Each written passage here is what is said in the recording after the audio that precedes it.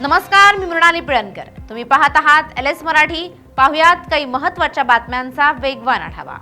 नंदुरबारमध्ये पावसाळ्यापूर्वी शेती कामांना वेग. शेतकऱ्यांची नांगरणी आणि रोटावेटरची लगबग सुरू. शेतकऱ्यांना चांगल्या उत्पादनाची अपेक्षा. नंदुरबारच्या शहादामध्ये पपई लागवडीकडे शेतकऱ्यांचा कल. शेतकऱ्यांकडून पपई शेतीत आधुनिक प्रयोग. उष्णतेपासून संरक्षणासाठी व्हाईट क्रॉप कव्हरचा वापर. नंदुरबारमध्ये वाढत्या उन्हामुळे केळी पिकाचं नुकसान. संरक्षणासाठी शेतकऱ्यांकडून अनोखा उपाय. संरक्षणासाठी व्हाईट क्रॉप कव्हरचा वापर.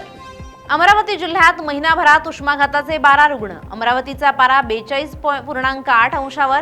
हवामान खात्याकडून पुन्हा पारा वाढण्याचा इशारा. नागरिकांनी आरोग्याची काळजी घेण्याचं आवाहन.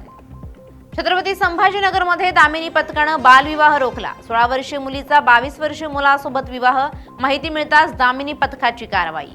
अतिक्रमण कारवाईची बदनामी करणाऱ्यांवर गुन्हे दाखल करणार. छत्रपती संभाजीनगरमध्ये झालेल्या अतिक्रमण निर्मूलन मोहिमेनंतर प्रशासनाची प्रतिमा मलिन करण्याचा प्रयत्न. मनपा आयुक्तांकडून कारवाईचे आदेश. धाराशिवमधील हाशिम ऑइल तस्करी प्रकरणाच्या मुख्य सूत्रधाराला बेड्या. मुख्य सूत्रधाराला स्थानिक गुन्हे शाखेच्या पथकानं ओडिशातून केली अटक.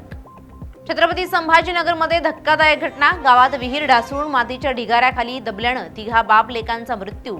पाणी काढण्यासाठी विहिरीत उतरले असता विहिरीचा कठडा अंगावर कोसळला. घटनेमुळे गावात हळहळ व्यक्त. मीरा रोडमध्ये मद्यधुंद रिक्षा चालकाकडून प्रवासी वाहतूक. प्रवाशांच्या सुरक्षेचा प्रश्न ऐरणीवर. वाहतूक पोलिसांच्या कार्यपद्धतीवरही गंभीर प्रश्न.